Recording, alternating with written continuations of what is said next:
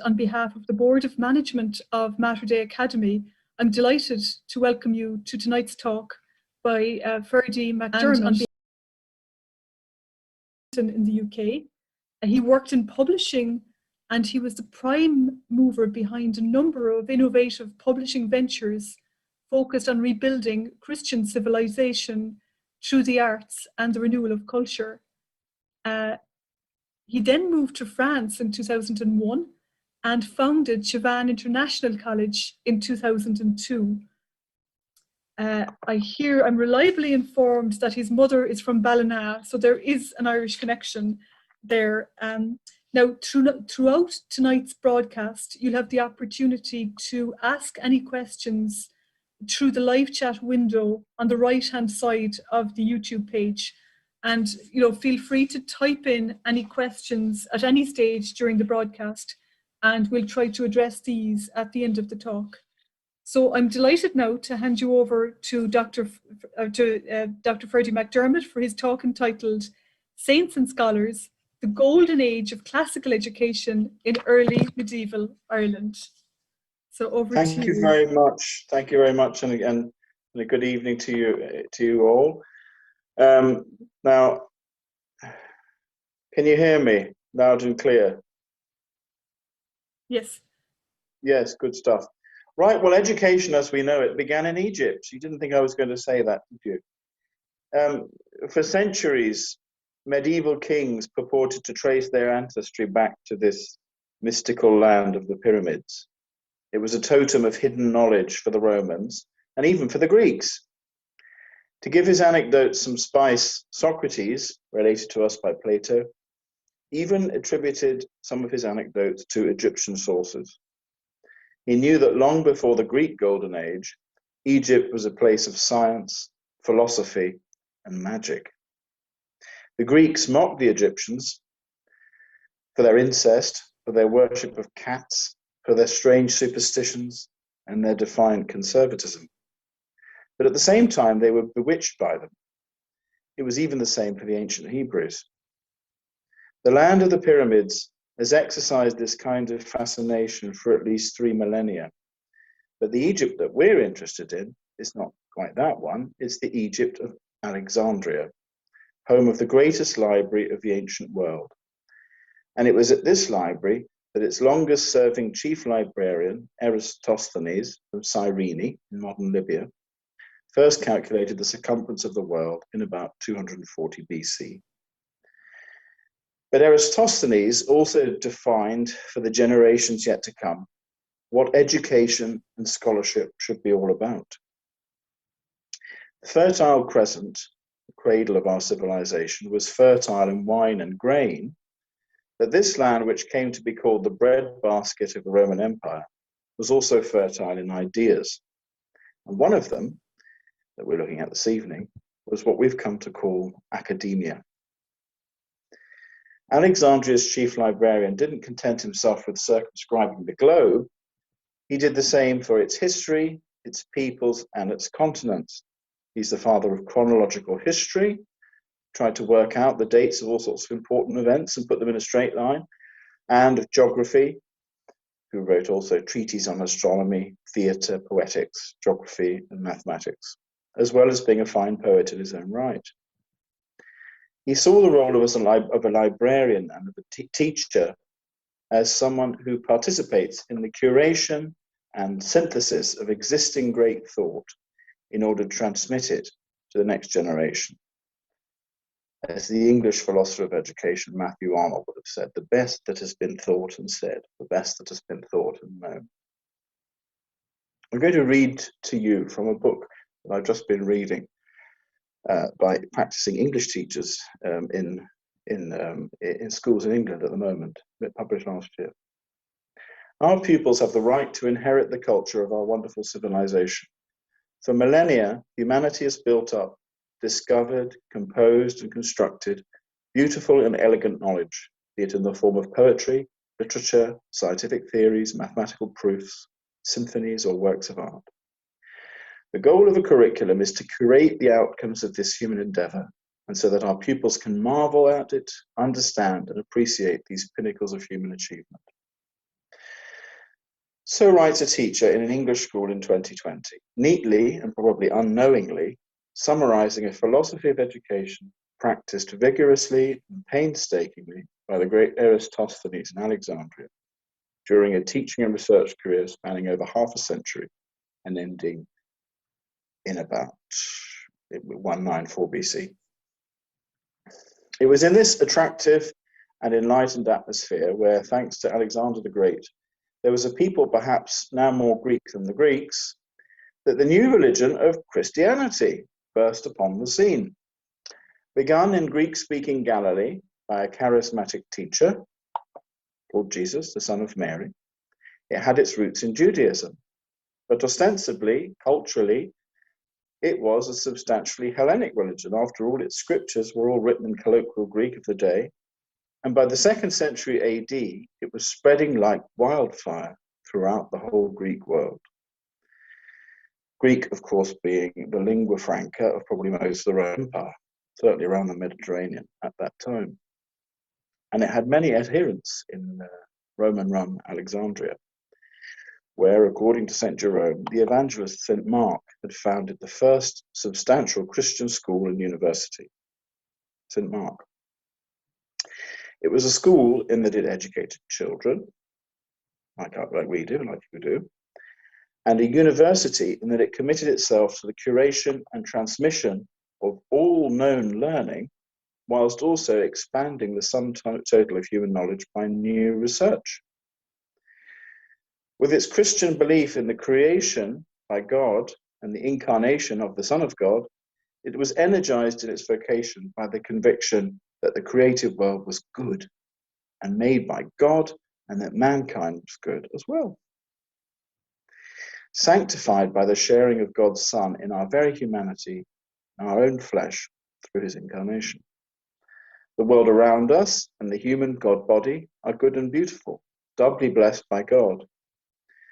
And yet man, as we are still taught in our catechisms, most resembles God in his intellect. So the health of mind and body go hand in hand. St. John has Jesus say, I came so that they might have life and have it more abundantly. This abundant life was fast becoming the hallmark of this new religion. If you go to any mission country today, some places in Africa or India or China, this is still something obvious. Although we have forgotten it here in Europe, in mission countries, certainly in the heyday of mission, people like Cardinal Sarah, for example, when he talks about the conversion of his family less than a century ago, people like that in those parts of the world, the church was always there at the forefront of health and of education. And education is seen as one of the gifts that God gives to his children through the church. Education is part of the church's mission. It says that actually in Vatican II, in the Constitution on Catholic Education, it says the church is mater and magistra. The church in her own constitution, in her very self, is preeminently a teacher of the nation.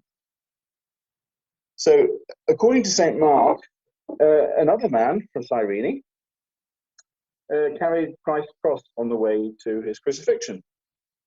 But it was our Eratosthenes of Cyrene, in his adopted home of Alexandria, that in intellectual terms, that cross was placed on top of the world that he had so impressively measured. The threefold and fourfold ways, which we call the trivium and the quadrivium, were now seen as preparing for a higher way of philosophy and theology, from physics to metaphysics, as Aristotle might have said. These two latter sciences were now seen as crowning the others. The activity of man in a constant state of turmoil, the contemplation of God, is a fixed point, but otherwise, stat cruxtum volvitur orbis, the cross stands while the world moves. The world moves around. In Clement's Alexandria, the pagan learning flourished under Christian patronage. Reason flourished, but under the scepter of Christ. In secular society too, as Clement taught, Christians must obey the nomos, the civic word, the civic law, as long as this doesn't contradict the logos, the divine word. Clement is a little bit like an ancient St. Francis de Sales. Christians should fully participate in secular society, but the honest and noble way in which they do it is an inspiration to the non-Christians around them. The Christians should participate in trade in the forum, and they should be merchants like everybody, make money if they want to, but gain a reputation for honesty in their dealings. They should go to the baths, but should take a Christian friend with them and not hang around too long. The boys can get stuck into athletics, but why not have them wear briefs, he says. And he quotes Thucydides to show that wearing shorts is more ancient and authentic and more Greek. Women should make an effort to look nice for their husbands, but they shouldn't wear too much makeup. Clement is always at pains to show his respect for tradition and for reason. Can't help thinking that his flock must have been quite nice people to know. In his catechetical school in Alexandria, the academic curriculum for the children there was the same one that was outlined by Plato in the Republic, the 7th chapter, the Trivium and the Quadrivium. It was mainly for boys, but there is evidence that many girls also received this education too. The so-called Trivium and Quadrivium formed the system for a complete education, at least that was its aim. And the idea being that you cannot think without words. I mean, some people find that strange, you can't think without words. For example, you know when you're hungry, but if someone were to say, well, we're going to have porridge today, but would you like something different tomorrow, perhaps next Thursday? You can't have that level of thinking without language, you see. So the trivium is to do with language, so the language arts. And you start with the grammar, and then the logic, and then the rhetoric, and then the rhetoric. You're actually able to argue and present your convictions and so on to other people. So the language arts, and then followed by arithmetic, geometry, astronomy, and music, which is the study of number in space and in time as well. The documents that Clement left us show that he presided over a balanced classical curriculum, including some of the Christian writers too, who were writing more and more in Greek and in Latin, and of course basic catechesis, and demonstrating a devotion also to athletics and even to dance, very much in the Platonic tradition. The quantity of hymns and prayers which have come down to us from St. Clement of Alexandria also show us that the boys in his school were close to the liturgy and were part of it. It was part of their daily lives. And so we come to the antiphonary of Bangor, produced in the north of Ireland, somewhere between 680 and 692. It's a very fine book, beautifully illuminated, and it's in the Biblioteca Ambrosiana in Milan. How did it get there? Well, we know Irish monks brought it there a century or so after its creation. And just like many other of the oldest books in continental libraries, it comes from Ireland. We know how it got to Milan, but why, in the 7th century book of Irish devotion, does the monastic the monastic community of Bangor describe itself as ex Egypto transducta, transported out of Egypt? Well, it all turns on the life of a certain Patrick. He was born about 400, possibly as early as 385, possibly as late as 420, 430, somewhere on the west coast of what we now call Great Britain. So he wasn't English, he was British, even worse, you might say, from an Irish perspective. The Roman Empire was now a Christian empire, and so Patrick was a Romano-Celt, speaking a language similar to modern Welsh, together with a functional but rather provincial Latin, which he keeps apologizing for in his confession. We actually do have his last will and testament, it's called the Confessio, and that's where we get the story about the pirates and all that sort of thing. It's all there in the confession. We know that he's the son of a deacon, which is a civic official in the Roman Empire. We have the name of the town he comes from, but we don't know where it was, except that it was on the west coast of Britain. So his story will be familiar to Irish people listening to this. He was captured a couple of times by pirates, spent a long time in captivity in Ireland as a slave, looking after animals, kind of shepherd. And he grew to love his captors, and after an adult conversion, I mean, I presume he was baptized as a child. When we talk about an adult conversion, kind of grown-up conversion. He spent years then in French monasteries, such as that founded by Saint John Cassian and Germanus in Auxerre. And after that, as an old man, he was quite old when he came to Ireland, probably about 60, which was old for those days. So it was really after a career as a monk, he went to Ireland. Perhaps he'd done something wrong, I mean, in his confession, he seems to be spending a lot of time saying sorry for something he's done wrong. And one of the things that happened with monks is that there was this Irish tradition of exile as a penance. So, maybe that's why he went back to Ireland. We will never know why he went there till we get to heaven. If we do, then we'll know. And so he goes back to Ireland, and it's worth mentioning that Cassian and Germanus, who'd founded, for example, the monastery in Auxerre, also he was in Marseille, Patrick, they had been to Egypt for 7 years, and that's where they got their monasticism from. And they weren't Benedictines. The rule of St. Benedict didn't start until the 500s, but they were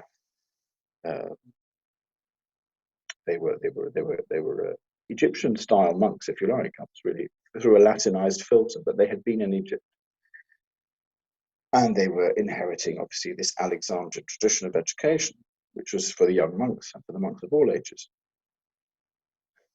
So simultaneously at this time, which is the 5th century we're in now, so 400 onwards, Rome was in slow decline. Ever since the portentous year of 406, when the Rhine froze and hordes of starving German barbarians crossed it looking for food, things started to fall apart after that. Slowly but surely, took a couple of generations. By the mid-5th century, Rome's days were numbered. Churches were being destroyed, manuscripts burnt or lost. And even when the Germanic hordes converted, which they did, eventually, all of them, they favoured the Arian heresy. This problem went on for a few centuries. Men like St. Benedict, who's coming along at this time, fled to the hills. And men like Cassian, probably a Romanian, that's the current thinking, fled to Egypt, where he sought out the Desert Fathers and their austere monasticism. And he found a somewhat more austere version of the Alexandrian tradition, which we've talked about, which is very much in continuity with classical antiquity. We've described that already. Now, don't forget, also about 400 in Hippo, he dies in about 430. You've got St. Augustine. When things start to fall apart after 406, Hippo is sacked as well by barbarian hordes. Augustine, he's also kind of mourning the loss of the old civilization at the same time. Although we talk about Augustine as the one who has the design of the city of God being different from the city of this world, Augustine is also somebody who really performs this great work of synthesis. The classical antiquity kind of feeding into Christianity, and Christianity becoming the great guardian of human knowledge. This is a very strong point about Irish education, Irish Christianity, and Irish monasticism, that part of being a Christian is being a scholar. And one of the things that Christianity can give to the world is the light. It's like the motto of Oxford, Dominus illuminatio mea, the Lord is my enlightenment. So we get this sort of mixture of classical traditions, classical learning, which is cumulative. It's not a revolutionary spirit. It's a spirit of tradition. Everything, it just continues. Nothing's destroyed. It's perfected. It's refined, if you like. And then that comes through the filter of Alexandria and through the filter of the Latin Roman Empire. Blending reason, perhaps Egyptian Eastern mysticism, and physical hard graft.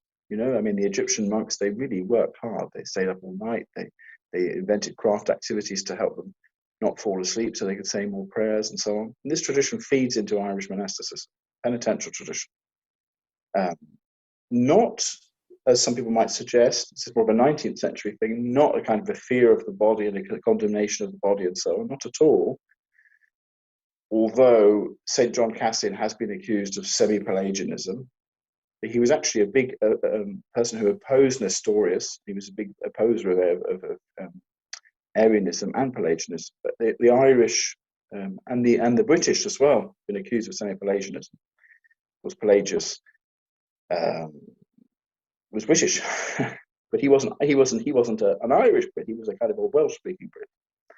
And in fact, before Patrick, there was somebody called Palladius who was sent by the Pope Gelasius, I think it was, to check that there weren't any Pelagians hanging around left in Ireland. And it doesn't seem that there were many, but that was sort of one of the things that Palladius was meant to be doing in Ireland, probably before Patrick turned up. Pelagians are people who say that you can be saved by your own iron will. You know, you just do good and then you'll be saved that way. And the semi-Pelagians are people who say, well, there is grace, but your own will is important too. Whereas Augustine would be on the side of saying it's all grace. You know, so there's some conflict there. But anyway, in the Ireland of the 5th and 6th century, so this is the century off Patrick and the century afterwards, we see two kinds of education. The two kinds of education that are present. One is the monastic schools, and the other one, these are obviously founded by the Christian missionaries of the early 5th century onwards. And then the bardic schools. The bardic schools, obviously, we do have the problem that everything we know about this is through the filter of later monks telling us about it. So we're sort of sure of it, but we're not 100% sure. So these bardic schools, supposedly dating back to the ancient Celtic period before Christianity. And it's been argued variously that either the bardic schools existed before the arrival of the Christians in Ireland, that's the majority view now, or they coexisted alongside the monastic schools and were perhaps an outflourishing of the monastic movement in a more vernacular way, part of Christian civilization, where you get artists and poets and so on. Or perhaps they were integrated into the monastic system. So they were the ancient Irish system, but they were really, to be a bard was to be a monk. And it's only really later, back in the 17th century, when we get this poetic bardic tradition, which continues and has been revived and is distinct from the ecclesiastical education. And then, of course, when they all flee to the continent because of the Reformation, most of the people who are left, the olives, the masters of this poetic art, they all become priests. It's almost they fused back together again. So probably in Patrick's day, there was quite a lot of crossover between the two systems. There's the monastic schools and the bardic schools. And the monastic schools, they just kind of go into decline in the 10th and the 11th centuries. But then that's really because of the English, the Normans.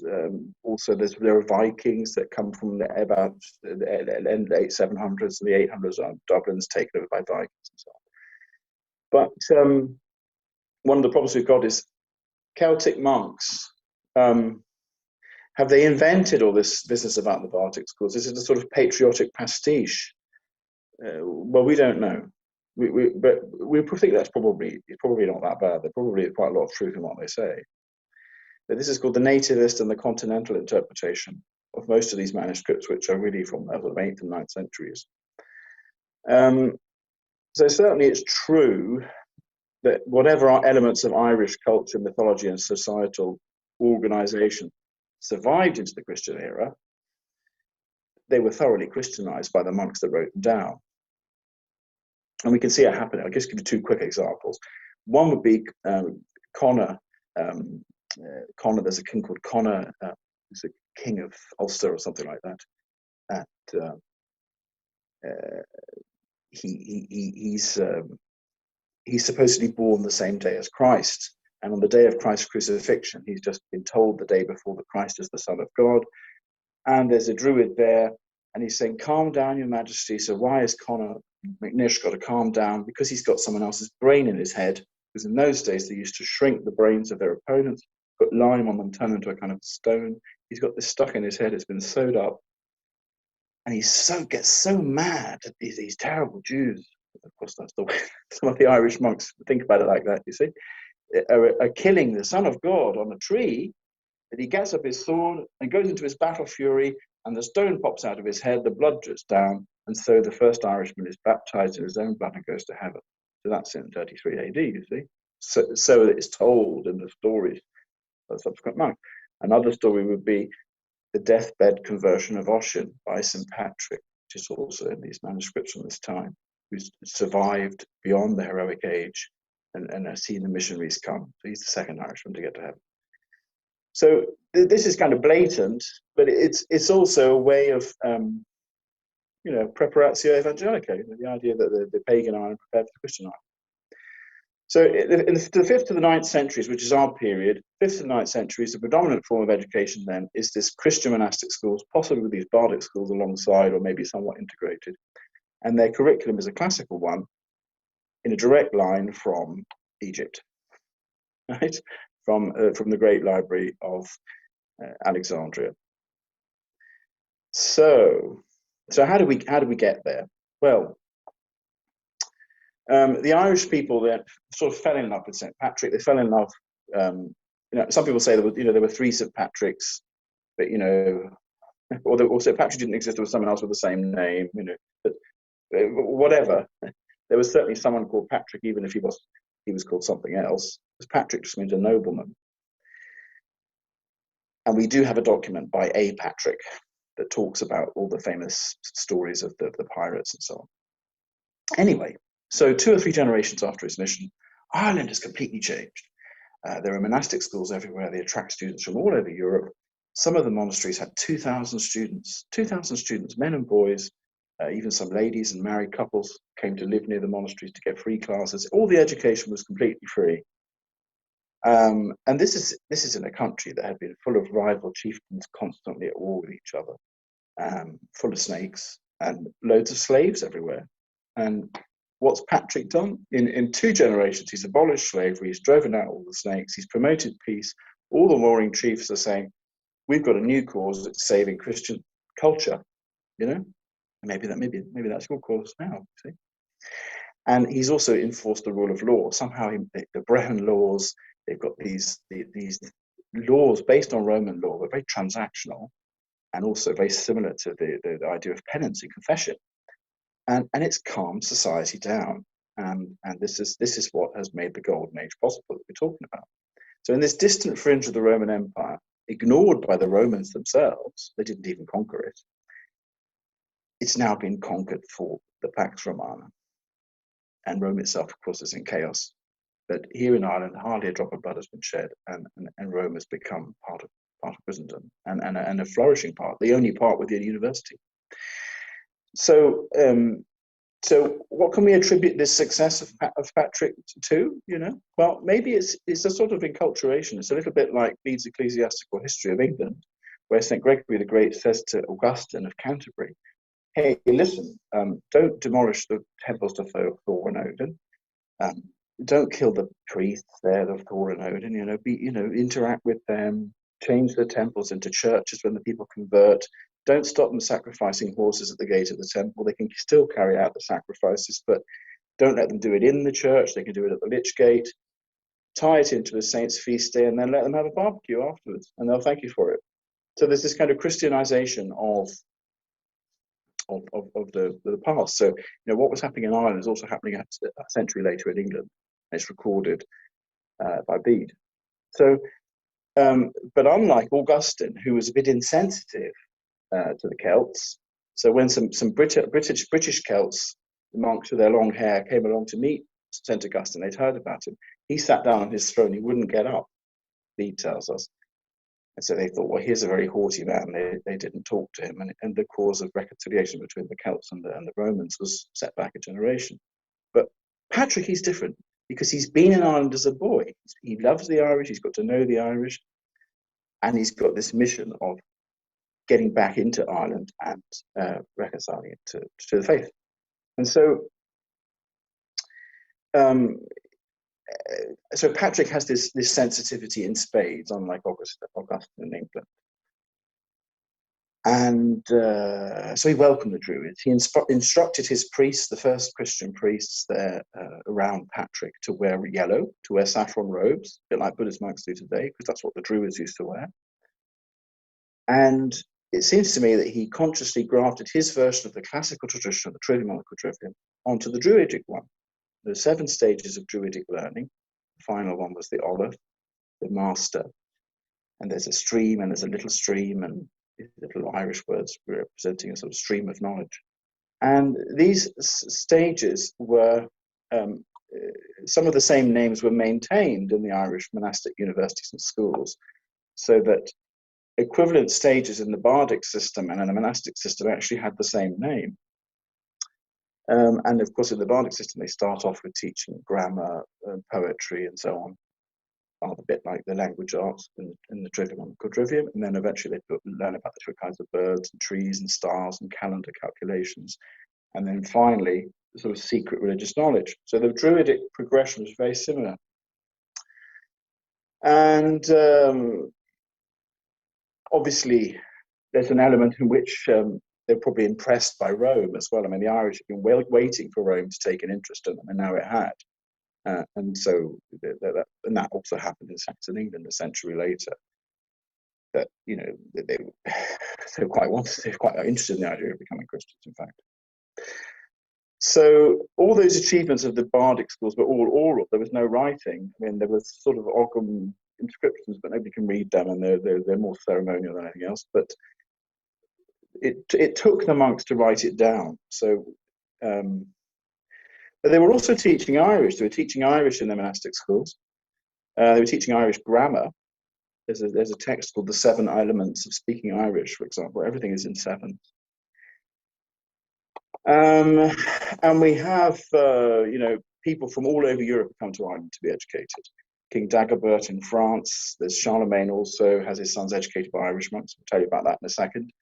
But we're conscious of time. Essentially, we've gone through our big journey. We've arrived now to about 800. The late 700s, Ireland is under attack by Vikings. Things are starting to fall apart a little bit. At the same time, you've got about 800 or so. You've got Alfred the Great trying to build up England as King of Wessex, and he's taking over other kingdoms as well. And he has a period of about 15, 16, 17 years of peace, where he's made peace with the Danes and so on. And he has the idea, which was first popularized by the Irish, education for all. Sort of free education for all. So Albert does this, and he says, I'm going to have free schools for everybody in my kingdom, for girls as well. And he starts setting them up. And some of them still exist today. There was one set up in Winchester, which still exists, one in Rochester. There are a number of schools in England that are over 1,000 years old. It's quite impressive. And but of course, he has priests who say Mass and they don't know a word of Latin. So where does he get his Latinists? The standard of Latin amongst the Saxon clergy is very poor. He gets it from Ireland. So he ships in Irish monks to shore up his educational reforms. And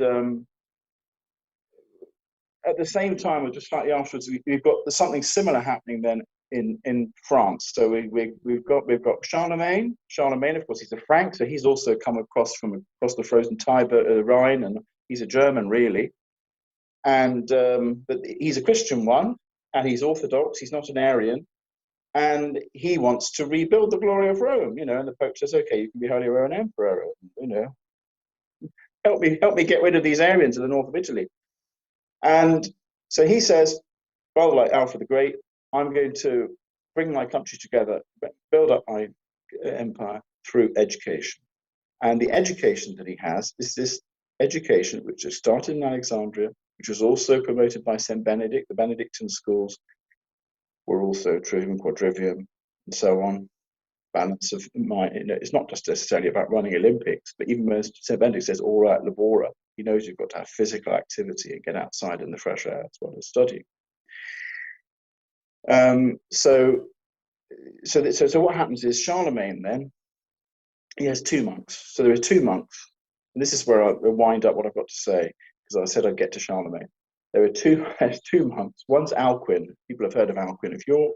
He was actually he was a monk in Northumbria. And Alcuin gets sent to Aachen,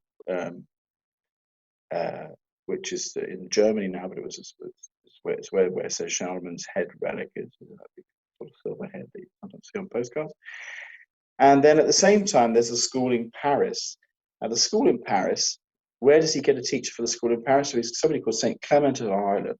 Right now, St. Clement is somebody, maybe he did something wrong, we don't know, but he arrives on the Atlantic coast of La Rochelle, La Roche-Chouillon, somewhere not so far from my school. And at this time, various people around this part of France are all being brought back to Christianity, because it's sort of gone up and down, by Irish monks. We've had Irish monks all the way around here, by the way. And so this guy, Clement, he turns up, and he's a sort of an education salesman. He comes with some books. He gets a reputation that he's got education for sale. And various monasteries whose learning is pretty rubbish bring this Irishman in with his books. Most of them are in his head. Of course, people had great memories in those days.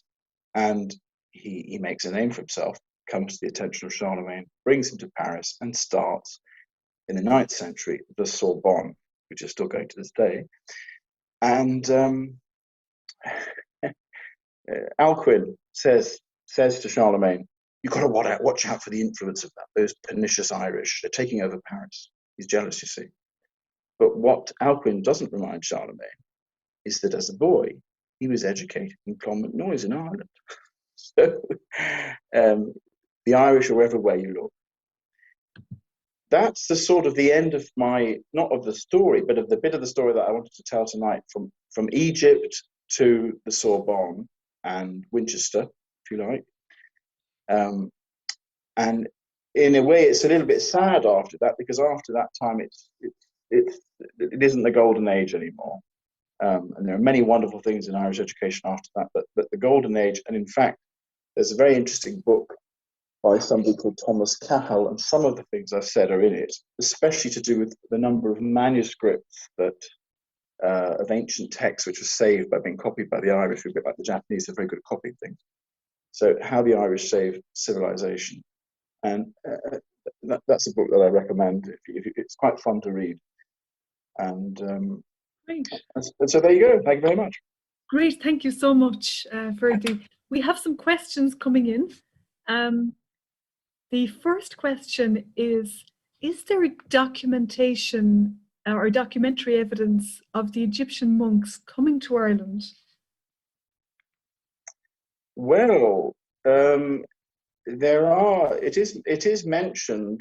Now, interestingly enough, the Protestant scholarship in the 19th century about the Celtic Church has a little bit of an axe to grind, because they want to present an Irish church that's very distinct from Rome.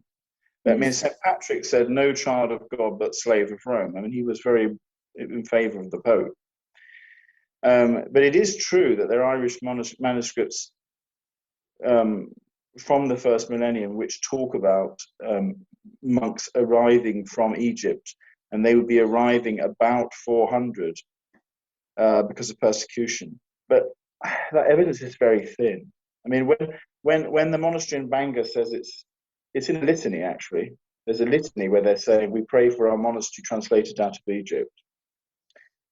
And the phrase, translated out of Egypt, can be applied to the Holy Family as well. So maybe that's where they sort of borrowed it from, liturgically speaking. But they think of themselves as in the Egyptian tradition. But then again, it's a bit like saying, "I'm descended from Charlemagne, I'm descended from Genghis Khan, I'm descended from Ramesses," or whatever. Everybody used to say things like that, whether or not they were true. But it's certainly, the monks themselves were saying, "We have Egyptian monks that have come here."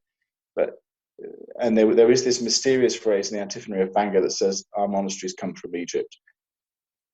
But the connection that I've traced is not a direct one. It's from monasteries that were founded by St. John Cassin and Germanus in France, in Auxerre and in Marseille, which were subsequently involved in training people like, I think, also Palladius, but also Patrick.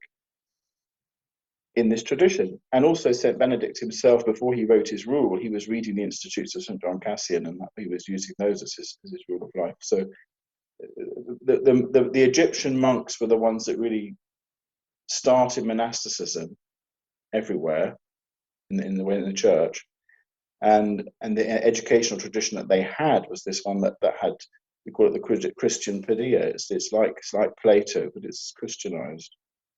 So nobody really disputed that kind of the nature of education, what was in it, the classics plus the Bible plus Christian revelation. That survived from, a couple of hundred years after Christ in Alexandria, right up to, Bacon and Locke in England, saying that education should be about science. Great. So it was Calvin and the Protestant Reformation that really kind of broke this connection with classical learning, and it became a problem in the 1600s. So people started to think, well, education should be about something else. Okay, thank you. The next question that's come in is, what inspired you, Ferdy, to found Chavagnes International College? What was the inspiration behind Chavagnes International College? Well, peregrinatio pro Christo. Great answer. I just put myself in a coracle and just decided where it would take me, or didn't decide, and I ended up here. Anyway, in the time in the 90s, 2000, English people were kind of moving to France en masse. There were a lot of people selling out their house in the south of England, buying a chateau in France or something. I was, for a few years, been editing a magazine that I started in 1995 called Mentor, the Catholic Education Journal. And that magazine sort of infiltrated its way into the Catholic schools in England. We sent it out full of adverts for blackboards, whiteboards, and chairs and things like that. And it looked quite flashy. And we had a few bishops writing for it, and sort of different. I was sort of an angry young man at that point, you see. I mean, reasonably angry, reasonably young. And I'd changed my mind about going into the priesthood because I just wasn't happy with the setup, and I decided I wanted to do something about culture, so I was publishing books and publishing a magazine for Catholic schools, where I knew there was a bit of a problem in terms of their Catholicity, which you'd be aware of. That's sort of what's behind your school. And so after 5 or 6 years of running this magazine and finding out more and more about Catholic education, I thought, well, I'd just like to have a go. So of course at the time the only preparation that I had for starting a school was that I'd been to a good school myself. And it was actually, ironically enough, a school founded by Edward VI, Henry VIII's son. So it was a very Protestant school, but very good biblical. I mean, I had the kind of education there that you would be promoting in your school and that we would like to promote in our school. It was, good scripture knowledge, chronological history, Latin, music, and so on. The Western tradition, the good things that have been thought and said. And in a very much a believing environment. It was a sort of low church evangelical school, I'd say. But there were enough Catholics there that the teachers used to come up to me and say, "Be ordained." And they'd say, "Oh, what was that, McDermott? Was that the voice of God?" so that's sort of what got my priestly inclinations from those experiences. And then, so initially our first efforts here were really, just like St. Clement was trying to, run Plato's school, but with Christianity. I was trying to relive my very happy school days in the Protestant school, but with Catholicism. And since then, we've got to know more about a lot of things, and particularly to do with French culture. And I have to tell you, about the Vendée, I'm sure. They resisted the French Revolution. They stood up for the rights of the church and also the king and so on. But when I was first in negotiations with the bishop here to come here and set up the school, I didn't know anything about the Vendée. I found it out afterwards. Right, right. But it's been a good adventure so far, anyway. Fantastic. What advice would you give to the parents and teachers at Mater Dei based on your experience now of running your authentic Catholic school and the classical tradition? I think you've got to keep control of the narrative. So you need to have. That's the most important thing. Is really that you need to be clear what you're doing, and everyone needs to be reminded of that all the time. I mean, the sportsmen know this, don't they? When you've got a football team or something, and they're not going so well at half time, they have huddle in and have a pep talk, don't they? And one of the things that I've done wrong from time to time is lost control of the narrative. Either someone else has seen a vacuum and taken over the narrative, or I've stopped explaining why we're here because we're busy worrying about some small crisis or other, or something that needs to be dealt with, or just getting involved in day-to-day activities. So over and above the basic blueprint of the gospel and the sacraments, there needs to be a story about the school, and it needs to be strongly presented so that people are proud of their school and the people who work for it, and then they'll forgive all sorts of little faults and failings. And I think that keeping control of the narrative is very important for the managers too, for the people who are running the school, because they can forget why they're doing it. So I think that was the most important thing, is to keep reminding yourself and others why you exist, and the important battle or campaign that you're engaged in for souls, but also for civilization, with the leaven in the loaf. And I'd say that's the most important one.